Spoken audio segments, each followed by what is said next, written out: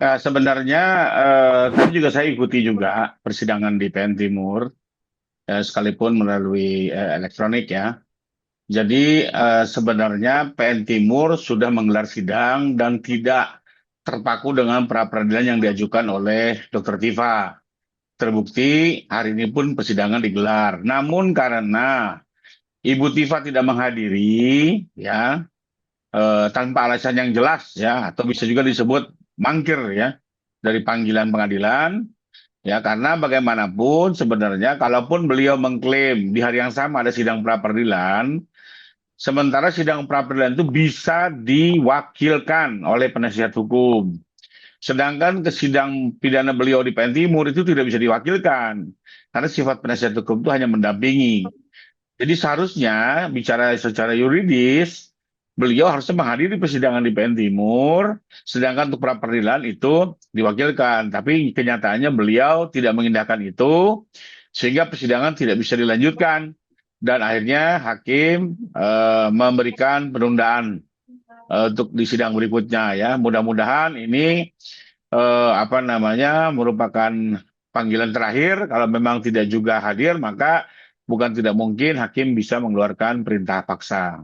Karena ini persidangan pidana yang wajib dihadiri oleh terdakwa. Nah, saya nggak mengerti ya apakah benar itu mendadak atau tidak. Tapi yang menjadi tidak konsisten, kalau betul undangannya tidak diterima secara patut dan layak, kok pengacaranya bisa hadir semua di sidang?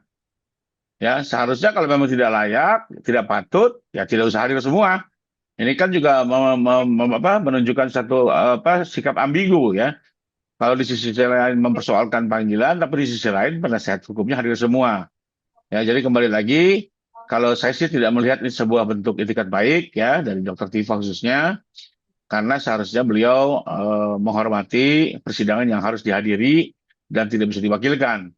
Tapi bagaimanapun itu beliau sudah mengambil sikap, ya kita tinggal melihat bagaimana respon pengadilan manakala nanti di persidangan berikutnya tidak hadir. Tapi yang menarik di sini adalah PN Timur tetap menggelar persidangan Bu Tifa yang artinya tidak terpaku oleh pra peradilan yang diajukan karena memang sebenarnya pra peradilan ini sudah tidak sesuai ketentuan seperti yang sering saya sampaikan bahwa sebenarnya pra peradilan itu hanya bisa diajukan di tahap penyidikan ataupun penuntutan. Tapi kalau sudah perkara di persidangan, maka tidak bisa lagi pra peradilan. Ya, apalagi kalau kita lihat pra peradilan ini baru didaftarkan tanggal 3 Agustus, sedangkan perkara ini atau dakwaan ini sudah didaftarkan kembali oleh jaksa itu di tanggal 27 Juli.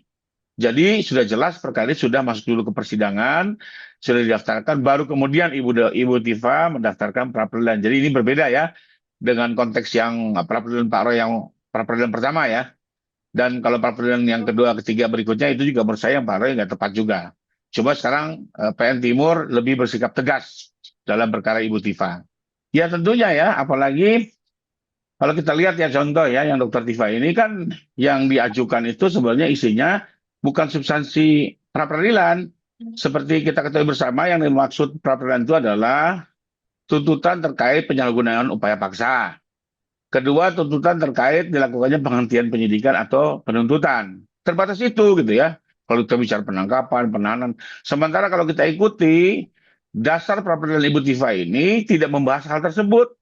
Yang dibahas adalah persoalan kenapa jaksa bersikap untuk memperbaiki dakwaan dan mendaftarkan kembali dan bukan mengajukan banding ke pengadilan tinggi. Itu jelas bukan substansi pra peradilan, tapi substansi perlawanan atau eksepsi yang sepatutnya disampaikan dalam persidangan di PN Timur. Sehingga kembali lagi, menurut saya PN Timur juga tetap bersikap untuk menggelar persidangan karena selain melihat substansi pra peradilan yang tidak tepat, kedua juga diajukannya lampau waktu atau setelah perkara ini sudah keburu didaftarkan di pengadilan yang artinya pemeriksaan pokok perkara tidak lagi terganggu atau tertunda akibat upaya pra peradilan yang tidak berdasar tersebut. Ya, sebagai bagian dari masyarakat, tentunya juga merupakan stakeholder dari KUHP maupun KUHP baru ya, karena bagaimanapun itu hukum publik yang akan mengatur masyarakat tidak hanya pada saat menjadi apa namanya pelaku kejahatan, tapi juga pada saat menjadi korban kejahatan, maka dia mau tidak mau akan mengikuti aturan main yang ada di KUHP dan KUHAP. Nah, manakala peraturan-peraturan itu dirasa memiliki sejumlah persoalan, maka bukan tidak mungkin masyarakat juga menyampaikan aspirasi ya. Bisa melalui DPR, bisa melalui Mahkamah Agung, bisa melalui apa seluruh penegak hukum yang terlibat maupun juga tim penyusun KUHP.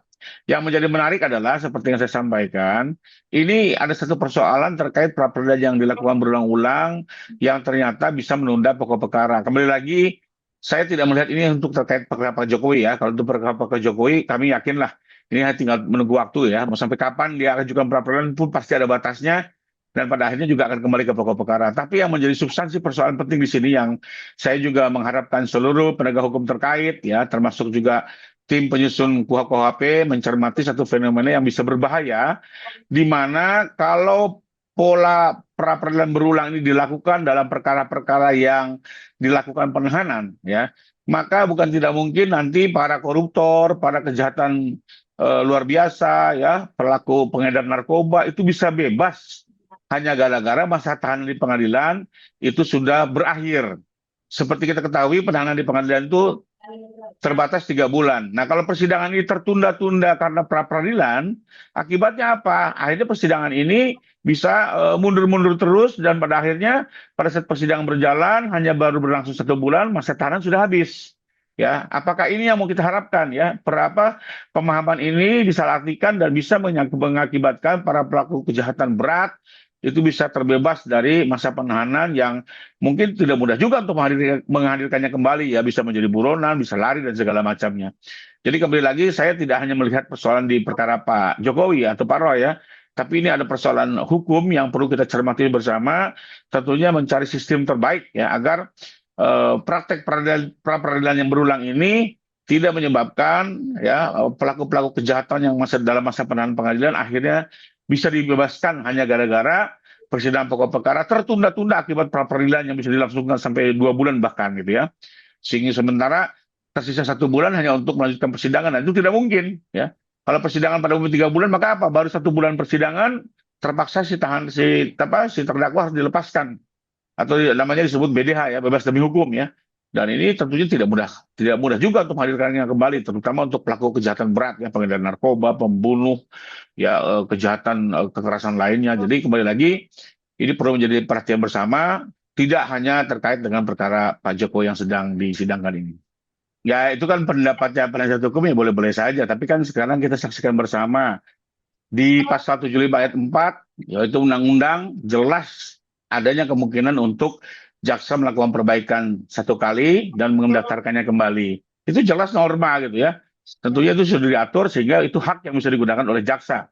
Dan itu yang bicara undang-undang. Kedua, kita dengar betul kan hakim itu setelah membacakan vonis menyampaikan ada 2 upaya hukum yang bisa dilakukan oleh jaksa, baik dengan melakukan perlawanan ke pengadilan tinggi atau melakukan perbaikan dakwaan sebagaimana dimaksud pasal 75 ayat 4. Jadi jelas sekali ya, selain hakim sudah menegaskan, juga normanya ada ya. Lalu ketiga, jaksa sudah melakukan itu dan diterima juga oleh pengadilan. Jadi menurut saya, kalau penasihat hukum keberatan ya silakan-silakan saja dan tidak akan mempengaruhi juga gitu ya, karena faktanya semuanya sudah berjalan. Sekarang tinggal kita lihat bagaimana persidangan pertama ini bisa segera dimulai dan Ibu Tifa hadir dalam panggilan sidang berikutnya. Ya, saya sangat setuju ya, karena semua orang hukum paham lah ya, mahasiswa pun paham yang dimaksud pra peradilan itu apa sih? Yaitu menguji adanya upaya paksa, ya lalu kedua menguji terjadinya penghentian penyidikan ataupun penuntutan. Nah, hanya sebatas itu yang dimaksud pra peradilan. Nah, sementara yang dimasukkan dalam substansi pra peradilan Bu Tiva tidak terkait itu. Atau seperti yang saya bilang, hanya mempermasalahkan justru kenapa jaksa melakukan perbaikan dakwaan dan bukan melakukan banding ke pengadilan tinggi loh. Itu kan sudah jelas bukan substansi pra peradilan gitu ya. Nah, kalau memang itu mau dipersoalkan, itu bisa nanti dieksepsi. Ya, eksepsi berikutnya nih.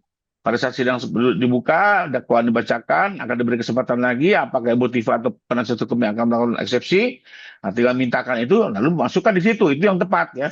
Tapi kenyataannya ini malah masuk dalam substansi pra peradilan. Menurut saya, ya kembali lagi, selain tidak berdasar, lampau waktu, sehingga ya aja sia-sia dan seolah-olah hanya sekedar menunda-nunda pemeriksaan perkara pokok saja. Ya, kalau saya kembali lagi ya, saya pikir ini pengetahuan umum ya, banyak sekali penegak hukum, akademisi hukum, praktisi hukum maupun mahasiswa hukum memahami ya apa yang dimaksud pra peradilan dan apa yang ternyata dipersoalkan Ibu Tifa dalam pra peradilan saat ini ya.